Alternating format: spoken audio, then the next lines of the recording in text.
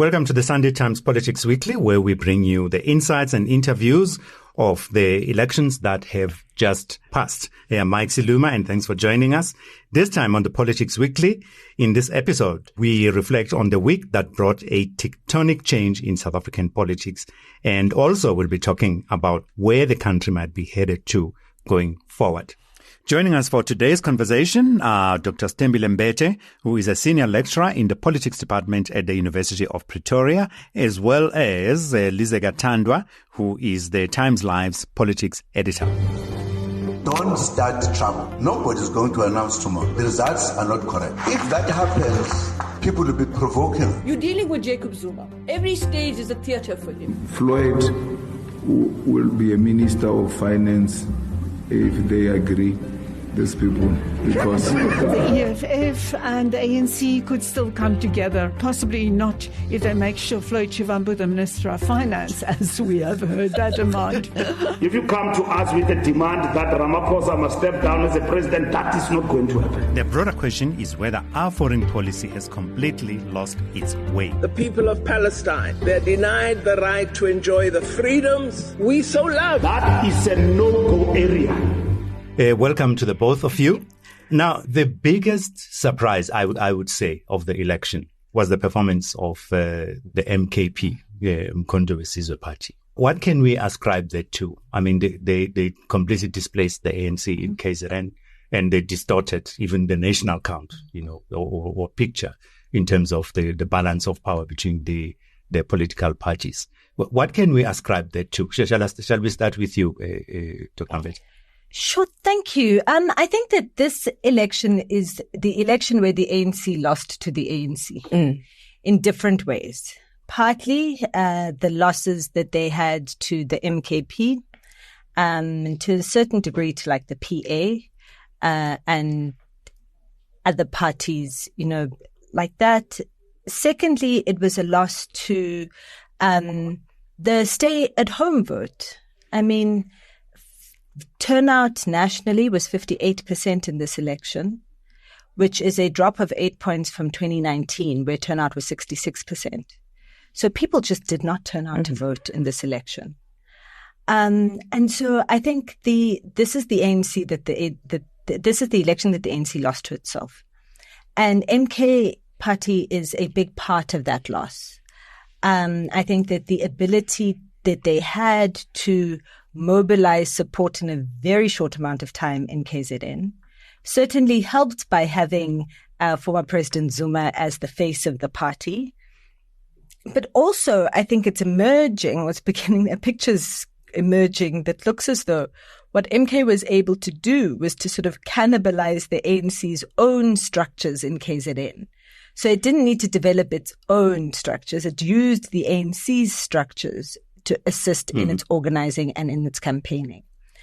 And what the MK was also able to do was to then mobilize a lot of interest and enthusiasm in participating in the election in KZN. So voter turnout in KZN was 62% compared to the national average, which was 58%. If you look at provinces where the ANC has a big support base and did well, or got a big share of the vote, like Limpopo, the voter turnout there was like 53%. So the national variations in turnout really helped the MK have an impact, not just in KZN, but on the overall result. Then the last thing I'd like to say about it is that I think even MK itself was surprised at the extent of its national reach, because MK got votes and substantial numbers of votes, even in the Western Cape, in the Northern Cape, they didn't perform as well in the Northwest, but in the MK got votes in every province, almost every, in a substantial number of wards in the country, it wasn't just concentrated in KZN, which allowed it to have a bigger national influence than I think even MK leaders were expecting. But Lizeka, I'd like for you to come in. What does that tell us? I mean, Dr. Mbete talks about MK cannibalizing ANC structures. Where was the ANC looking? What does this tell us about Where was the state of the ANC in the country, but also in KZN?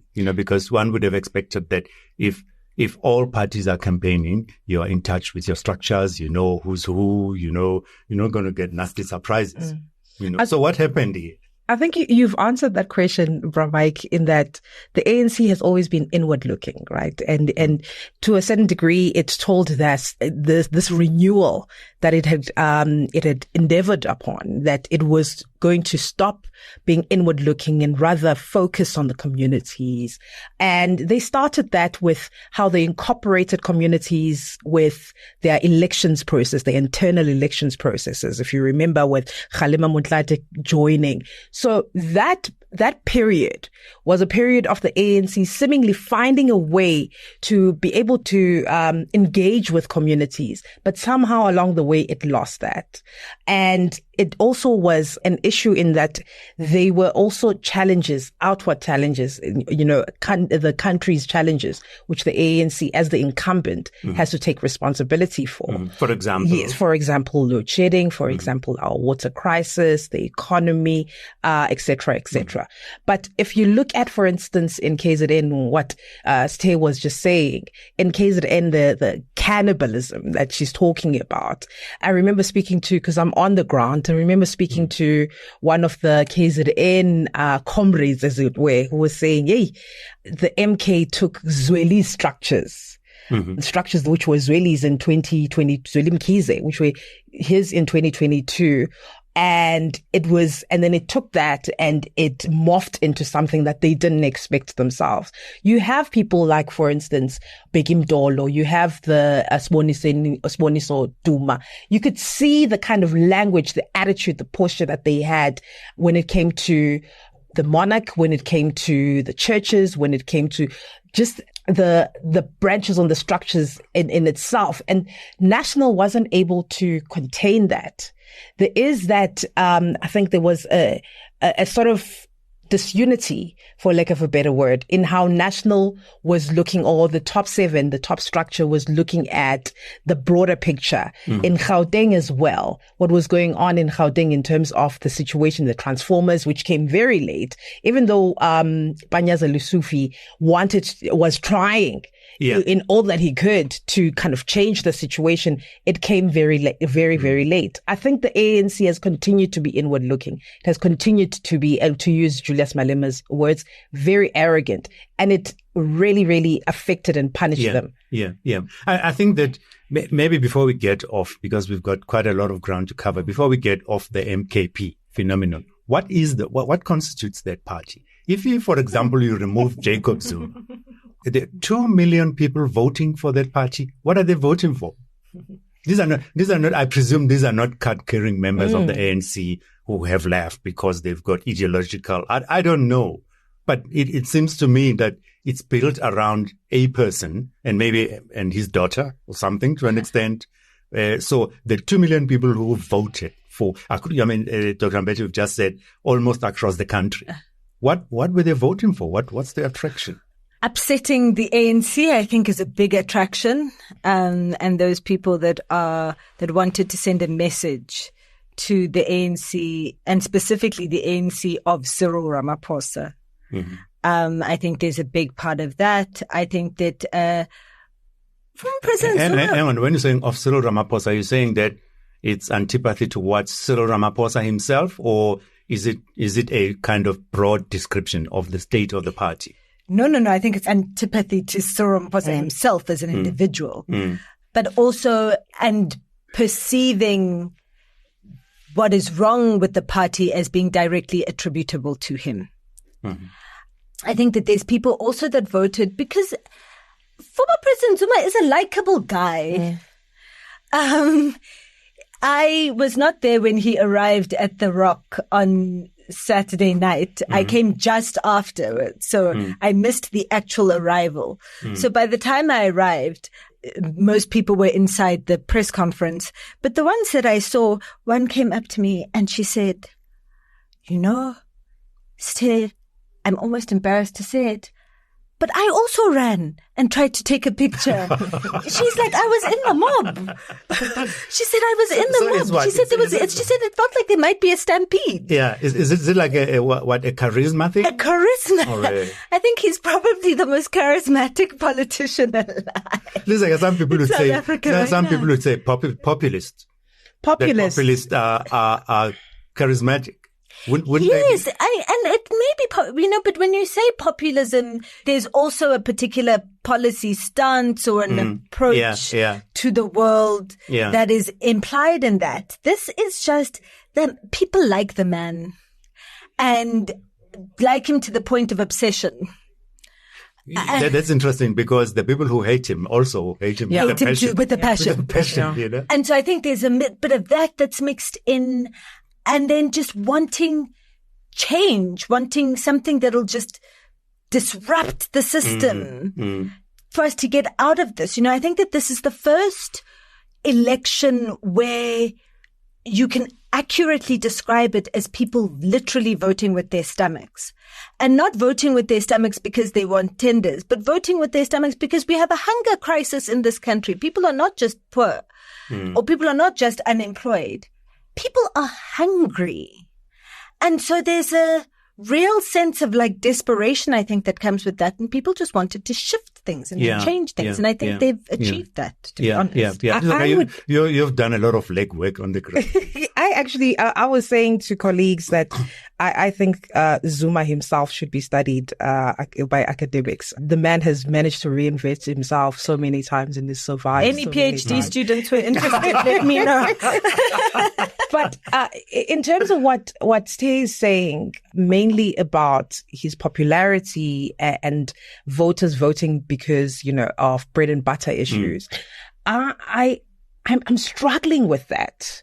Because not too long ago, July 2021, what we saw as an advent of President Jacob Zuma going to jail, the disruption in terms of our economy, what we saw in terms of his disdain for the Constitution, the years in which he was the leader of this country. I mean, I'm sure you've seen the clips, Bramike, of his daughter, Utuduzile, being questioned by one of our own Sowetans editor, Umabi Samakunda, asking her about general questions about the MK party's manifesto, which she should know, given that she's in the NEC, about the economy.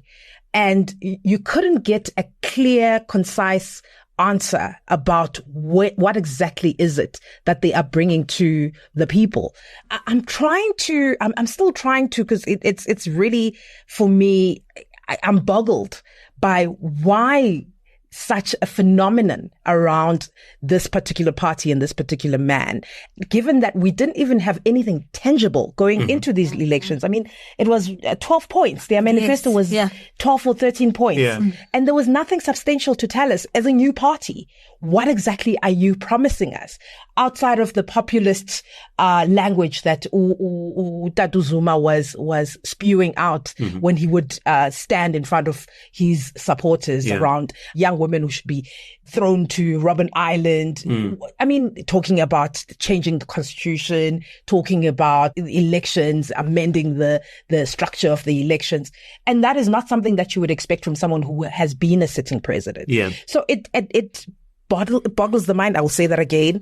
I still maintain that he needs to be studied in the way that he affects the body politics, but also affects South Africans in whatever he says, ridiculous as it might be. Can I just tag on to that just as the last thing, that I think, but there's something really profound when you speak to also the supporters from President Zuma, that they don't think any of it was his fault. He has the most extraordinary ability to remain blameless. So, July unrest was the Constitutional Court's fault. Even him having to be, even that case against him was Zondo's fault. It's always somebody else's fault. And so it's then easy, then it's not mental gymnastics to then say, well, he's the one who's going to fix it, because it wasn't his fault in the first place. Yeah. Now let's go to the here and now and try to look forward. I'm sure we'll be discussing MKP and Jacob Zuma for a long time. Yeah. And the students will be studying him and they will tell us. They'll dissect him and tell us what kind of a political animal he is. Now, the ANC, despite losing its majority, remains a key player in whatever happens going forward. Shall we look at the options that are before it? You know, I've heard talk of a minority government. I've heard talk of a government of national unity. And I've heard of this fancy term, which sounds like supply and demand. This supply and confidence. You know, that kind of. So can we just explore them quickly? You know, Dr. Mbete, do you want to lead us on that? Sure. Each in turn to say what structurally, you know, for someone who's not close to politics or who's not a student of politics, what do these terms mean? Okay. So in politics, a minority government is a government that is set up by the largest party after an election. So a party that hasn't won a majority, which is 50% plus one, but has won the largest share of the vote on its own. And basically in that kind of arrangement, that party goes out on its own to set up a government, and what they hope for is that they can convince some of the other parties to vote there. So we've got a kind of parliamentary system where the president is elected out of parliament. He's elected by the MPs. And so where you can convince other parties to vote for your candidate, or hope that, because what we've got in our system is at that first sitting of parliament, there'll be nominations for presidential candidates, for people to be elected. And if there are more than two people that have been nominated, so let's say 3 or 4, your first set of votes, and there's a vote that happens, and the first set of votes are majority, and no one gets a majority, so over 50%. Then you do an elimination round to eliminate the fourth, to eliminate the third, and then there's 2, until there are 2 left. And the one of the 2 that gets the majority is the one that wins.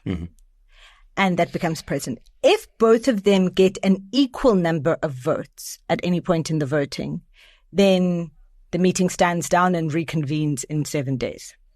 So in a minority government situation, what you hope for is that the other parties don't find one person that they all agree on and convene, and organize around.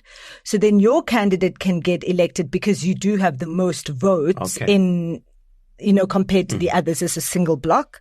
And so you can get the majority of the votes cast, right? So if others decide to abstain, and we've had this happen before, then it works out that you're the ones that get your person in. The cabinet comes out of... And the cabinet comes out of your party. And you can organize the president then as the executive authority can organize his cabinet as he feels.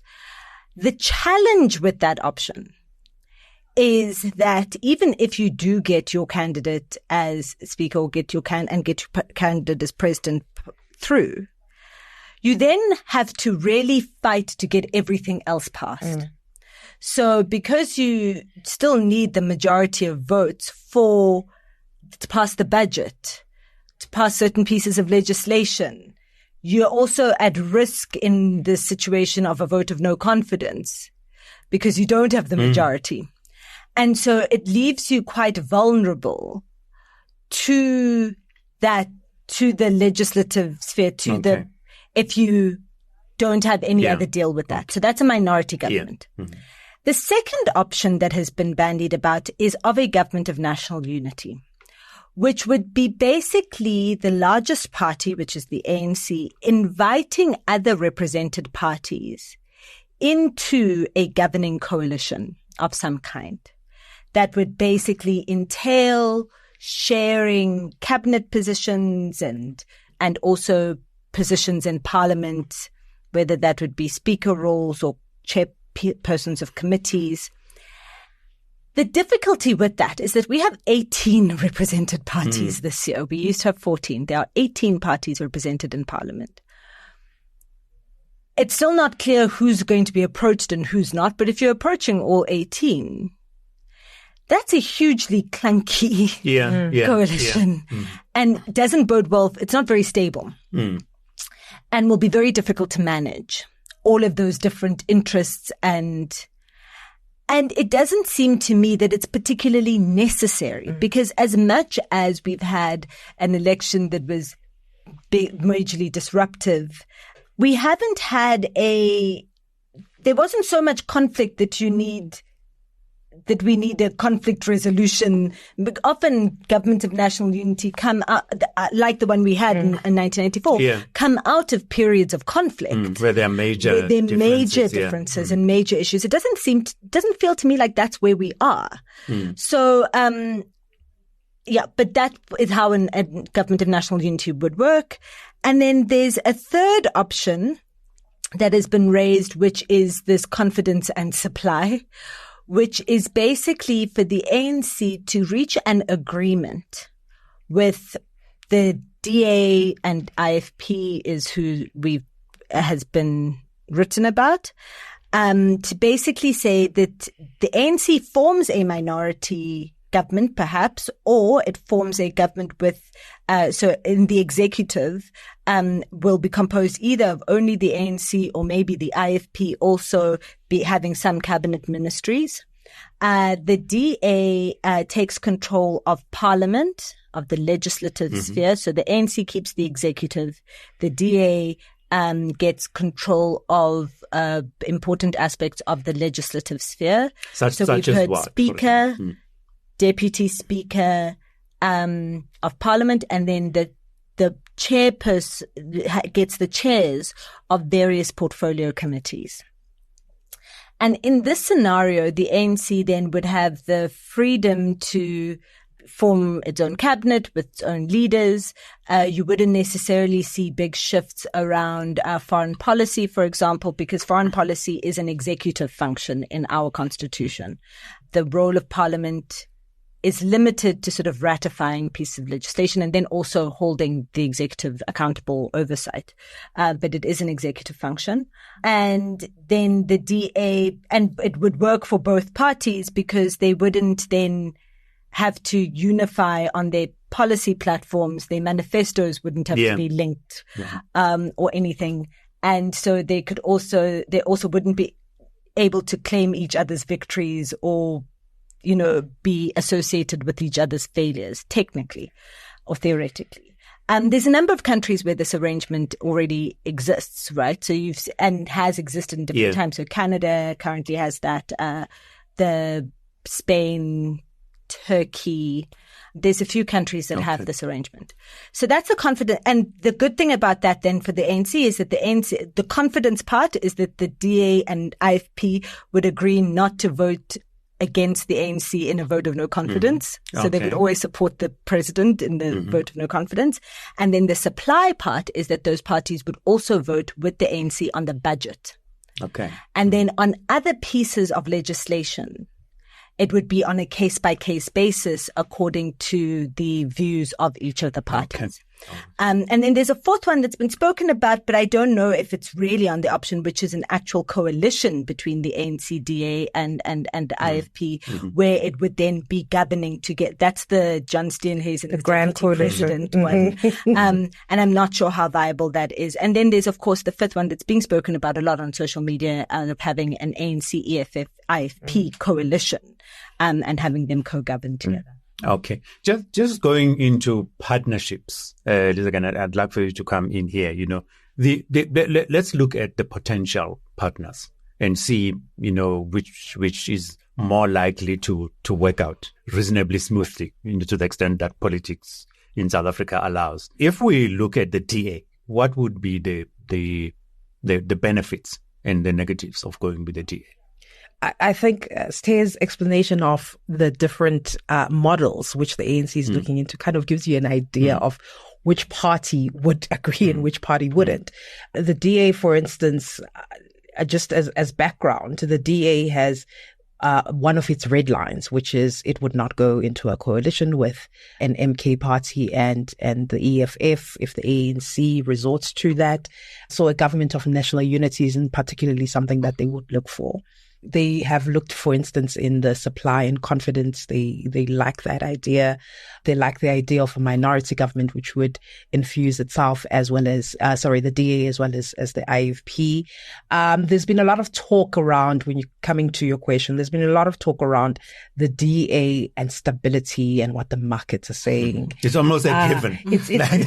I was saying to someone, it's coming into the realm of propaganda now, the way it's just been, everyone is starting to believe that if we have another format or other different political parties coming in with the ANC, then the rand crashes. Yeah.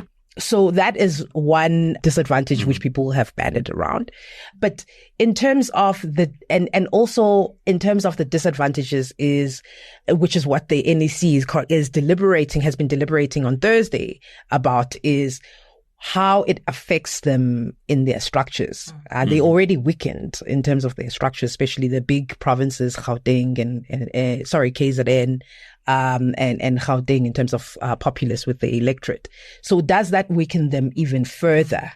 The fact that, they move against they talk about the NDR a lot. They talk about the working class agenda. Yeah. What does it say to their ideology, their alliance with the SACP and COSATU? How does it factor into those already formed structures? And also, given that there's also talk about the DA, for instance, Taylor was talking about the DA getting some positions in cabinet, and the DA has said that if it gets into that kind of coalition with the ANC, it would want a sealed arrangement, which means that it controls, let's say, finance. If it controls it elects its own minister of finance, then it advances its own policies. Of course, we know the ANC won't support that, but this is what the DA will mean. And then there are smaller nyana skeletons in the ANC, Pramai, you know that. Plenty. Yes. So if the DA now becomes, controls the overseeing parliament, that then we start to see now the ANC, the whole rot of the ANC begins to unravel. Yeah. And, you remember Pravin Gordhan, him, being so arrogant against parliament. That ceases to exist because he doesn't, his people don't control that parliament anymore. There's no the protection. speaker, we've seen how important that position of speaker, Mbete, how she's protected, or Jacob Zuma for years. That becomes a disadvantage to the ANC. But in terms of the DA, and Stay might come in, because I'm yet to kind of get a clear picture in how the DA, outside of the fact that if they go into a coalition with the EFF and MK, it raises questions within the constituency. But what we've seen is that business wants as a coalition between the DA and the ANC. That's and in fact, their own constituency doesn't seem to have repelled that idea of an ANC-DA coalition. But what a DA coalition with the ANC and those parties, because the ANC has said also that Fikile Mbalula was saying on Thursday, in fact, that, they're not looking at the smaller nyana parties. So the parties that didn't get a significant number, they won't really have any conversations with them unless necessary. So that means it takes out Rise Mzansi, it takes out Action SA, ATM, and all the other fellas. So they're looking at the parties with significant numbers, your IFPs, your EFFs, your PAs, and so forth. But I hope I've explained it. I know I've been going on and on. No. I think Dr. Mbete can come in as well. The response of people in what would be, someone like Lindiwe Sisulu, for example, I would say like what just as for one, the response seems to be quite virulently opposed to an ANC-DA arrangement. What do you think would happen if the ANC decided to go with having considered all things, and then they decided, well, maybe they will argue it's in the best interests of the country and the economy, etc., etc.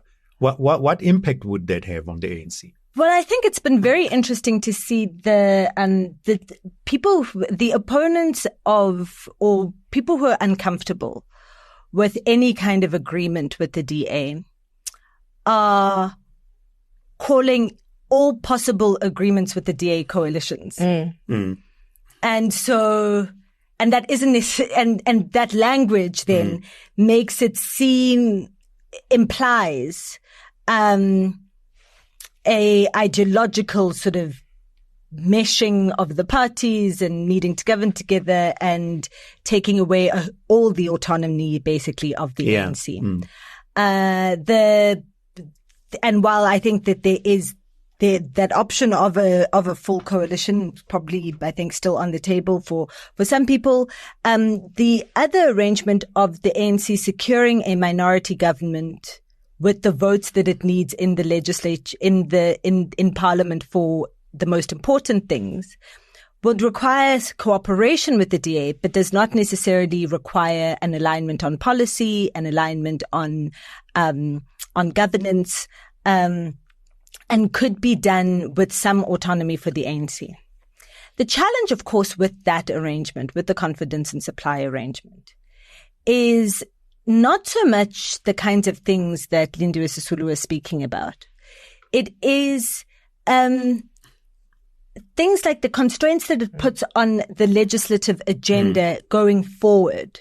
So what law is already there, what progressive law is there, minimum wage, for example, couldn't be reversed, I don't think, on that agenda, because it couldn't be reversed. Even if the DA decided to use private members' bill to introduce it, there wouldn't be enough votes in parliament to vote for it, just right? And the ANC wouldn't be committed to voting with the DA for that.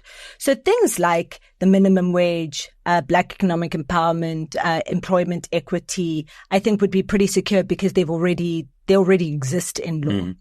The challenge would be for any future progressive agenda or agenda on lawmaking for redress or that. So it would be harder to get those things through Parliament, especially because of how much power actually the Speaker has, right? In terms of influencing scheduling, and there's all sorts of things that the Speaker can influence. And so it would really hamstring a lot of future legislative initiatives from the executive.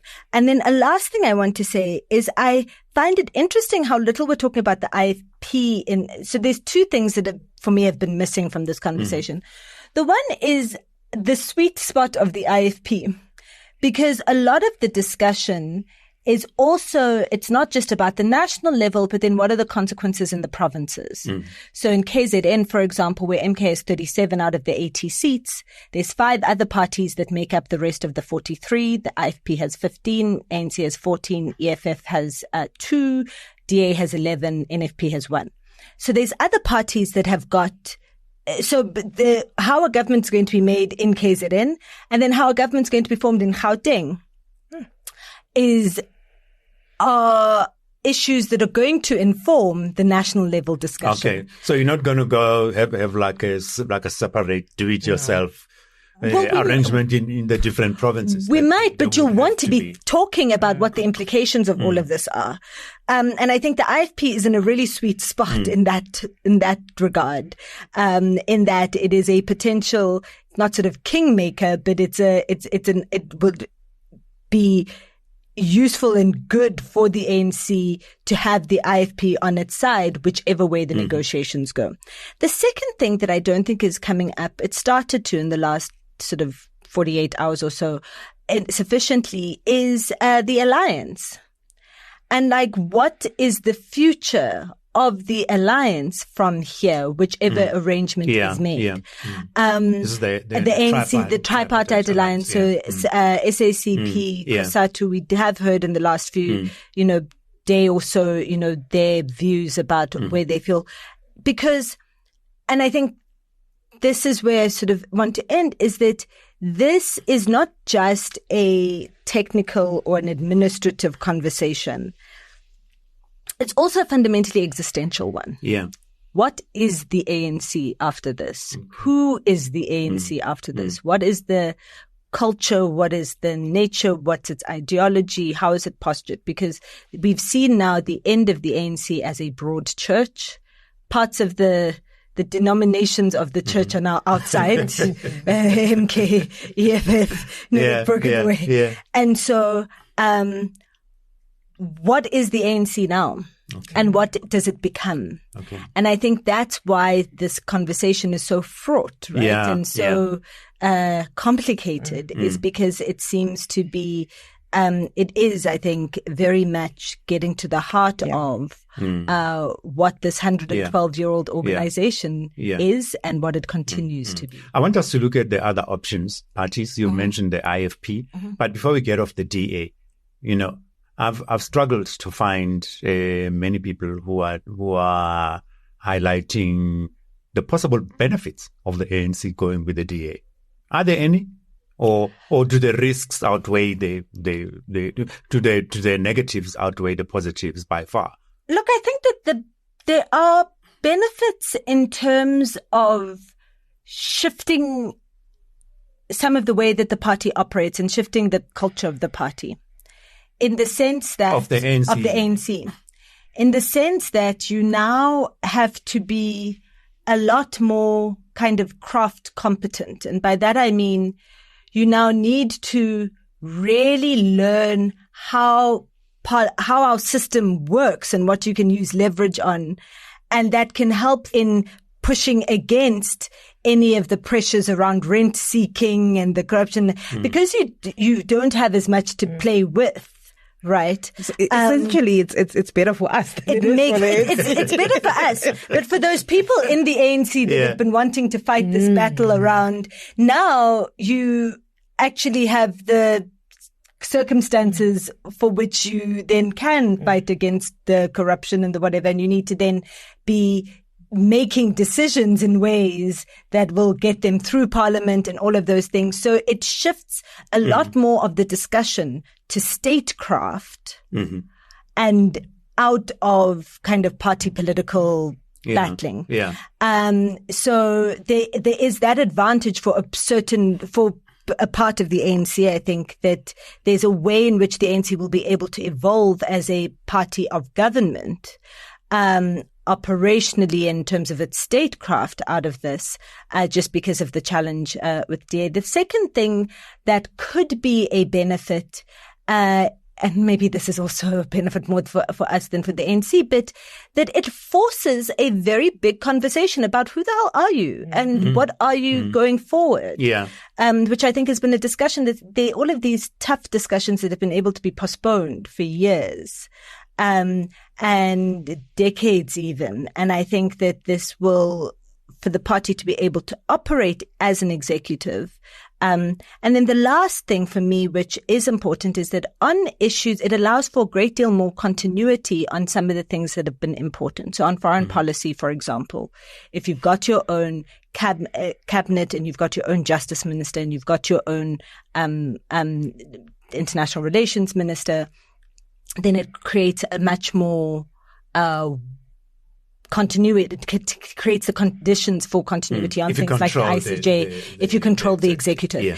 It also provides a lot more agency for the ANC in terms of how to restructure government, because we know that part of the conversation that's going to be happening is reducing ministries and restructuring the state in order for it to reduce costs, reducing deputy ministers and all of that sort of stuff. So in a situation where the ANC is allowed to be a minority government with this confidence and supply thing, it has a great deal more control over that process than if it were to bring in partners to co-govern with in the executive. Okay. And I think the other party that, well, it has not fared as well as many people would have expected, the EFF, but it does feature, I see as part of some kind of arrangement going forward with the ANC. Lizeka, do you want to come in here? An ANC EFF arrangement, even if it's got maybe the IFP as well in it. But would you say that, do you see the ANC saying never with the EFF, or maybe yes, there's a possibility of looking at the EFF as opposed to looking at the DA, for example? I think that's why there's a big debate within the ANC, right? Is because they're caught in this conundrum where some are saying that a DA partnership is much better, sustainable, than an EFF partnership, where some argue that an EFF partnership would, for instance, we're aligned in terms of policy, we're aligned in terms of our agenda, for progressive and black people. But then there are misalignments, immigration, for instance. The EFF has been quite open about their open border policy. That's not where the ANC sees itself going. So, and also the situation, the experience that the ANC has had with the EFF in coalitions, and the experience the ANC has had with Julius Malema himself, which has been for all of us to see in the past couple of years at metros. So there is that debate, I think, within every single NEC member in that NEC. Are we going to go with something that benefits the country, or are we going to go with something that benefits the party? And either or, there's going to be an argument that an EFF benefits the country and the party, and vice versa.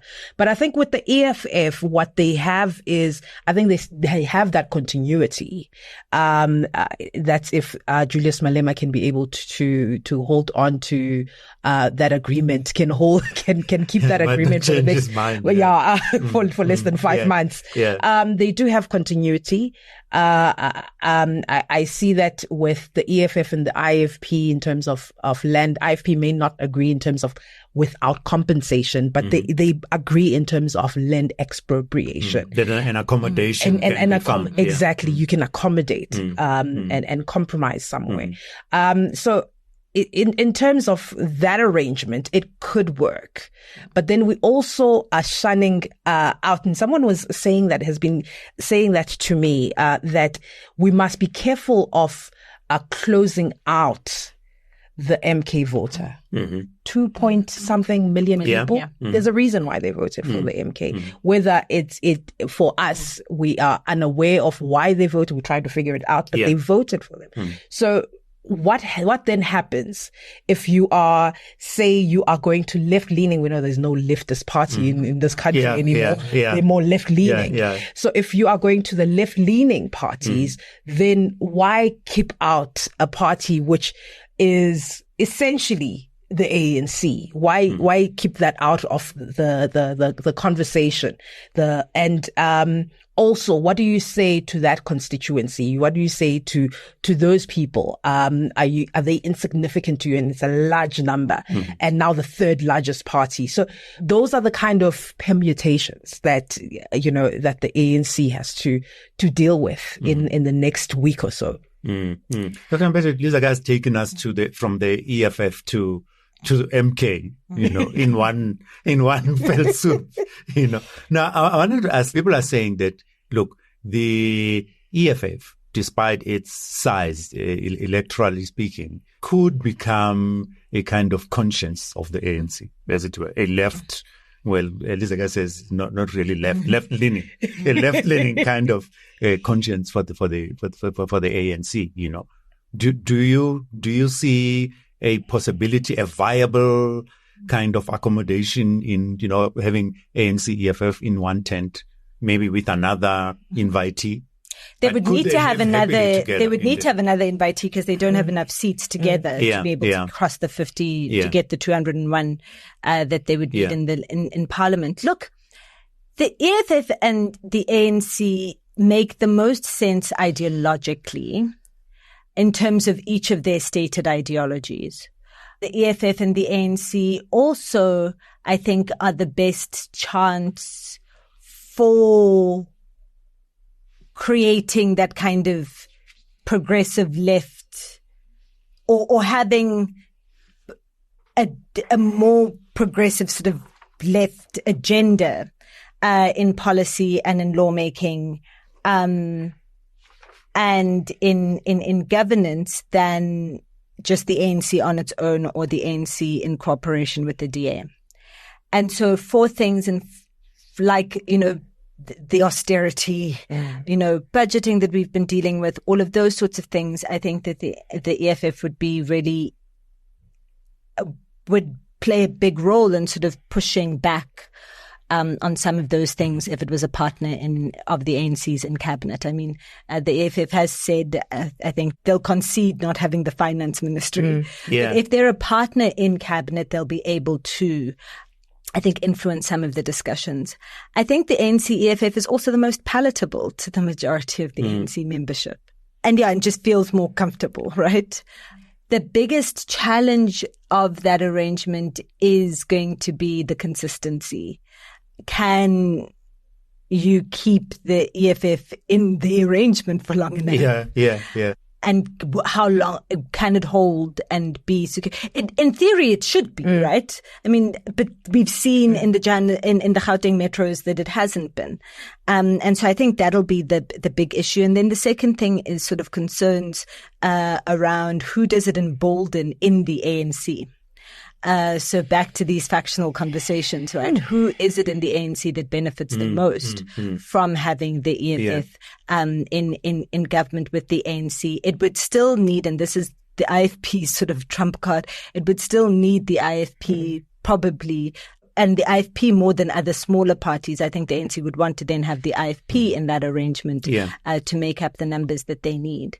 And so, so that's because there's benefits to the ANC from that arrangement. I think there's big benefits for the EFF. I think this election for the EFF, yes, it didn't grow at all in the way that they were expecting to.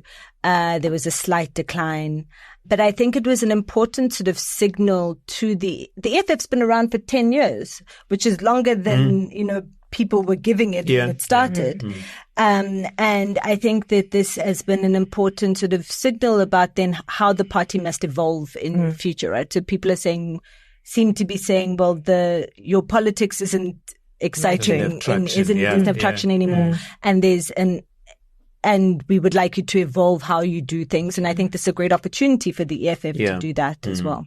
Now, just there to go back slightly to MKP.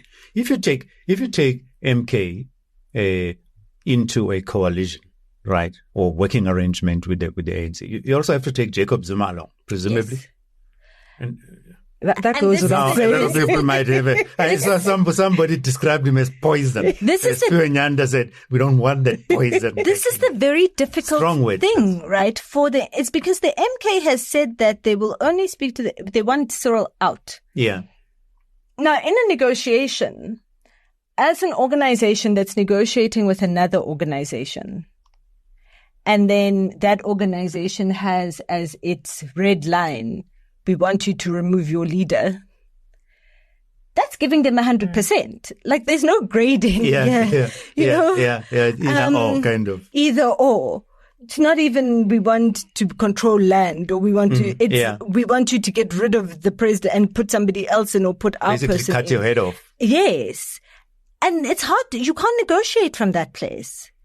And so I completely I get what Lizeka is saying about the 2 million people that voted for MK. But because we're also not clear of which MK was voted for or which MK will continue to exist, because remember, this issue is still in the courts. With Jabulani Khumalo, taking the Zumas to court about taking the party from him. And so which version of MK is going to continue to exist? Who's going to speak for MK? Who's going to lead it? Those questions are actually still up in the air. And I think it would be wise to try to speak to MK about, what preferences are and things. And if I remember correct, the statement yesterday was that they had tried to. But in a negotiation, the first request can't be cut off your head. because there's nowhere else to go from there. And so, yeah, I think that what should be a principle, though, of the ANC going forward, whatever, part of what's happening now is this urgency, right? Because Parliament has to sit on the 17th of June, 17th, maybe 18th. But it has to sit in one of those 2 days. And there needs to be a speaker elected. There needs to be a president. So there's this time deadline that I think is also a big feature here and that we need to think about.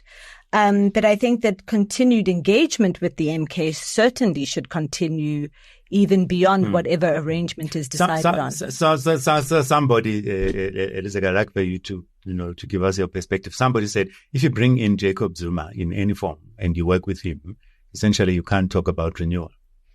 It's the death of renewal. The day he walks in the door, completely the death of any talk of renewal. Completely. I think it would be futile for, even if Zuma concedes to this demand of his that Cyril should leave the party or resign as president, for Cyril to stay after Zuma. In fact, I would be surprised if many who are with President Ramaphosa, who actually do believe in this notion of renewal. For instance, someone like Thabo Mbeki and Kgalema Motlanthe, I would find it hard for them, as much as they love the party and their legacy is intertwined with the party, for them to consciously stay in that party, given their own feelings about President Jacob Zuma. And also, what does it say to the party that that you can transgress and get away with it? What does it say to the rank and file? What they also have to be cognizant of the message that they're going to send with these coalitions to not only their supporters, the rank and file, but also, not only to their supporters, but the rank and file member, the branches which are at this time deflated, the branches which need guidance, the branches which would need to be revitalized in some way or the other. So a Jacob Zuma coming in would be disastrous. An important point here is that Jacob Zuma can't occupy office. I mean, that's what the Constitutional Court said, right? Zuma could not come back as the president or even premier of KZN or a minister.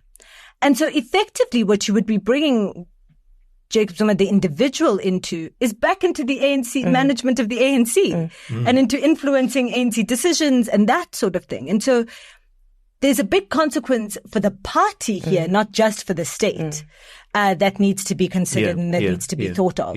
And I think that those are some of the things that are, that I think are definitely on the mind of the NEC around what are you doing, not just to the state, and we all hope that is the primary thing that they are considering and thinking of, and the country, but also what are the consequences then for the party that you are running? And if you look at, sorry, just to interject, Bramike, if you look at the strays that have ran to the MK party, kind of tells you what would happen if Jacob Zuma would.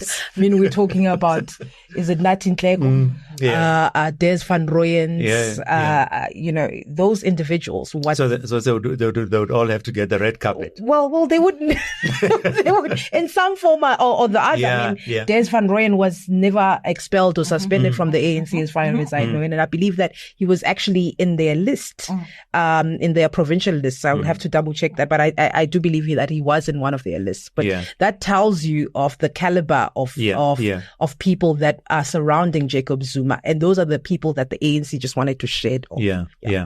But just lastly, listening to both your perspectives on the challenges facing the ANC, probably also the DA. In fact, all the parties, in terms of the choices that they have to make, it looks like whatever choice they make is going to cause a lot of tensions internally. In other words, if you are an MK party person and suddenly Jacob Zuma wakes up one day and says, guys, we're going back, kind of thing, you might say, but Cyril is still there. Why must we go back there? And are we going to go to jail? Are they going to arrest us? What's going to, kind of thing. If you're in the ANC and maybe Cyril is talking about the DA, a lot of people will say, the likes of Lindiwe Sisulu and others will say, no, this is a sellout, really. Why are you even putting this on the table? Get serious. The DA is the same. They working with the ANC, the idea with the multi-charter thing was to get rid of the ANC. That was a big issue. And suddenly you're saying, maybe they're not so bad after all. Let's, see if we can't work with them. What kind of leadership do you think is going to be required to manage all of this? Lizeka, do you want to go first? No, because it looks like whatever choices you make, they are going to be tough and they will require leaders who are able to carry at least a substantial portion of whatever party it is with them. I'd say, for instance, Cyril Ramaphosa, I once asked him this question that it's been, in my view, I thought he had the most difficult task with COVID-19 as a sitting president. I think the task of reuniting the ANC, because we're not talking renewal only now, it will be the reunion of the ANC, reuniting the ANC after this will be a mammoth task for him. In that NEC alone, he faces rebellion, he faces a pushback. In the top 7 of it in itself, there is dissenting views about what would happen. And I imagine any decision that is taken is going to be felt as if it's a personal blow to any of them. So which means that his agenda, and which is part of his legacy of renewing the ANC, takes a huge knock. He's got about 3 more years of his second term in the ANC. So he has to make sure his legacy now goes hand in hand with the ANC dipping below 50%, the ANC losing for the first time elections. But also his legacy could also go hand in hand with the ANC finally disintegrating as a party. So he needs to make sure that somehow he can be able to salvage something within his presidency. For John Steenhuisen, I would be smiling if I was John Steenhuisen. I don't see how, given where we thought the DA would go. We thought the DA would decline, at least I thought the DA would decline from the 20s. There were polls that were saying that it was likely to decline at some point, and at some point they were saying that it would, maintain its average. So the DA at this point is sitting at a sweet spot. It has managed to regain some sort of momentum. And John, who was seen as someone who wasn't favored by the markets. We remember there was Roger Jardine at some point whom the funders were toying around as a person who might take over from John. John at this point, and I think the DA to a large degree, is at a very powerful point as a party. Just talking in terms of the FedEx or the Federal Council, is really the disunity. I would imagine that whatever happens now, the factionalism or the talks of John leaving and who would take over, would succeed him, I think that has died down. I think they might have died down. I wouldn't see a reason why they would want John out at this point. They would not have a reason to point out at FedEx. So I think Cyril Ramaphosa is the person that I wouldn't want to be in his shoes at this point. Either way, whatever they decide, whether they go with the DA, whether they go with the EFF and the IFP, even MK, it's going to taint his legacy. He's already had a blemish on his legacy, so it's going to further taint it. Dr. Mbete, do we have the leaders with the capacity to pull this very difficult task, if you like, for the country? Because it's not just about the political parties. It is about what happens with the country eventually, whatever their choices. I think the biggest winner in the DA from this isn't John, it's Helen. Because this is Helen's victory. Tell more. Because it was Helen who drove the strategy post the loss, what was it? They got more votes in 2019 than they did in 2024. But to push Musi out and to shift the strategy of the DA from trying to be a 50% party to being okay with the 20-25% party. But that would have a lot of influence within our proportional representation system. And I think that's something that these are the things that are going to become so much more important in the way that we analyze and we think about our system, is that from 1994 until now, or maybe until 2016 with the local government elections and the upsets there, we had a PR system, and we've got a closed list. We've got the purest form of PR system that you could have.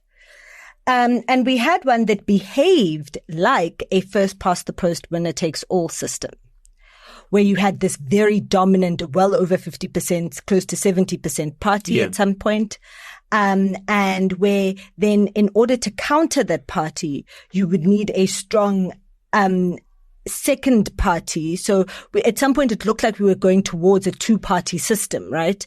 And a lot of the DA strategy was around that, to make it more inclusive, to make it more of a broad church, to dilute some of the liberalism in order to make it more attractive. As the ANC has seemed to be sort of eating itself in different ways, and there've been all of those battles, and the ANC's sort of dominance as a vanguard party, as the leader of society, has declined, it became unnecessary for the DA to try to grow to be an alternative ANC, because you then have had our proportional representation system, and PR systems are supposed to lead to inclusion, to a fracturing of politics. PR systems fracture politics. They don't unify it. So these many parties that we have that emerged, the many parties that we now have in the legislature, is a feature of the system. It's not a defect. That's how the system, a purely closed list PR system, works. So now we've got the system working the way that it does, that it's meant to. And so for the DA, they don't need to become as big as the ANC to counter the ANC. They can stay at 20-25%, even if there are other ways to actually have influence. And those ways don't entail John Steenhuisen being the deputy president. But you're confident that... And so basically, I think that it's been the strategy to get to this point has worked really well for them, because they are going to influence whatever version of governance comes from here. What I don't know is whether that strategy will continue to be the one that works going into the future. And I think that there is going to be the potential, if that is the strategy that's then pursued forever, of alienating those black people that have moved into the DA, that have tried to work to make the DA an alternative for the whole of society. I think for the ANC, either way, as I said earlier, this is an existential crisis. The ANC will not be the same after this, whichever way they go. And it's a big identity shift that will come from this. I think that I do think it's really laudable and praiseworthy how the ANC has accepted this hit. There's not a lot of countries where dominant parties, liberation movements take the hit. Yeah, which is funny, because in the past, there was speculation. A lot of people did not believe that the ANC would, voluntarily. It has voluntarily accepted dominance. That there might be violence, there might be sabotage of the electoral processes, and all of that. The ANC has accepted its, decline, and is going to work with others around it. But that is necessarily going to create a shift, an identity shift. What I want to say, though, is regardless of the members of each of these parties and all other parties, for me, the winner of this election is the voter. There were too few voters. But this election has shown the power of the vote in a way that we didn't really understand before. And what it's also done is it's galvanized conversations that around issues that were for politics geeks like me. So people are now talking about the lists, and they're talking about the formula to calculate seats. And they're talking about what's quorum for parliament. I mean, these things were never on the agenda. People never knew about them. And now there's this interest into how the system actually functions. Where does our power really lie? And I went down a rabbit hole of KZN Twitter on Saturday night, and people who'd voted for MK who are like, but they must know, to be put them in, we can take them out. Yeah. So if they don't, once you've voted out a government, I was talking to a Zambian friend who said this. She was like, South Africa, it's going to be lit. She says, once a people knows what it feels like to vote a government out, they're never giving up that power. They will use it again and again and again. Yeah. And Zambia would know. And Zambia would know. And they would know. But before we wrap up, Dr. Mbete, do you have confidence in the kind of leadership across the board that they will pull this off, whichever way it goes? In other words, South Africa will still be intact, that we'll still have an economy at the end of the day, and that we will still have a future. I have great confidence confidence. Not the leaders. I'm not talking about them. I have great confidence in our institutions. I think that what all of this is proving is just the resilience of the foundation that we're on, whether you like the foundation or not, right? So people that think that we should have another constitution, whatever. But that the framework within which all of this is happening has been repeatedly stress tested and has withstood that. And that for me is enough for now. Okay. The leaders and what they do. And then the last thing is that capitalists want to make money. And so the boogeymanning around, the rand's going and everything's going to collapse. And I think we speak in such extreme terms around the market in that way. And we use these terms to mean things that they don't mean. And so I think that, I think we'll be okay. It's going to be rocky. As I've said to my students, South African democracy is consolidating. What they lied to us about is that consolidation feels nice. Democratic consolidation does not feel good. It's not a pretty process. Making sausages not a comfortable place to be. But I think that it'll ultimately be for the good. Okay. Lizeka, I think so too. I agree with her. I agree with her on the institutions that we have. I agree with her. I think also we do have to give some level of credibility to the ANC and the fact that they have accepted this outcome. I imagine under Jacob Zuma, given what he has done, that it wouldn't have been the case. So would have taken, no, I shouldn't say that. I nearly said it would have taken out his what's those grabber things that they were using, spy equipment.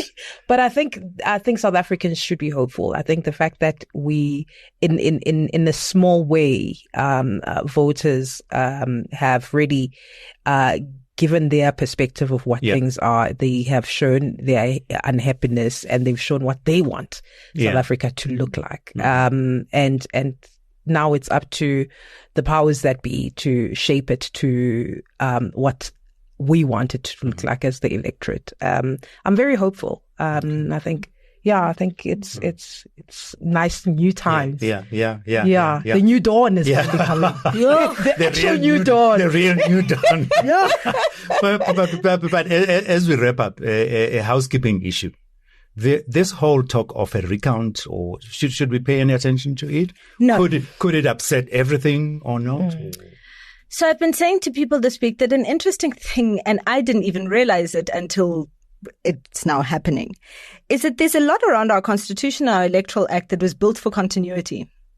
So the electoral act, those section 55 objections that people were speaking about, which are the objections that have got a material on issues that could have a material impact on the result. And that's a really important idea. What is a material impact on the result? A material impact on the result is that it would change the result. What is the result in our system? The result in our system is the seat allocations.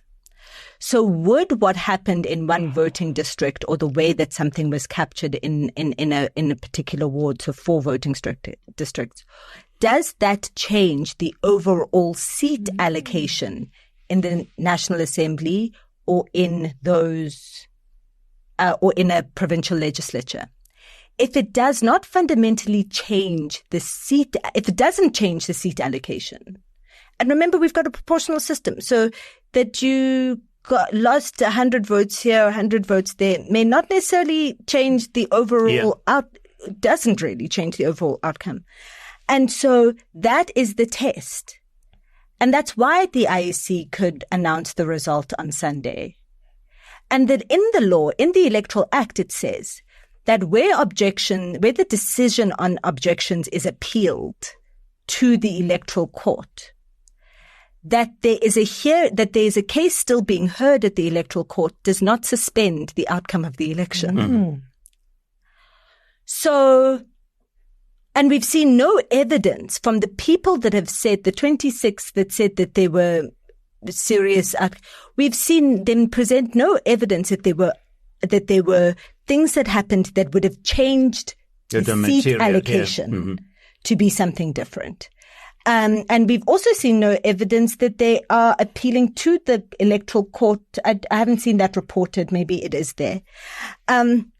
And then the last thing is that our constitution, the way that Section 46 is written, that there's 150 to 400 seats and in our parliament, and for 350 to 400 elected women and men make up the parliament, make up the National Assembly. That they have been elected makes them MPs.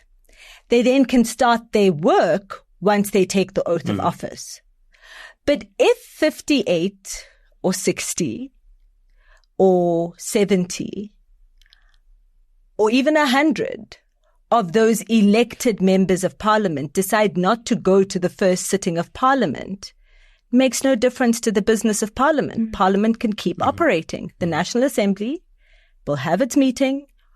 The threshold that is in the rules about the election of a president and election of the speaker, it says the majority of votes cast, not the majority of people present. Yeah.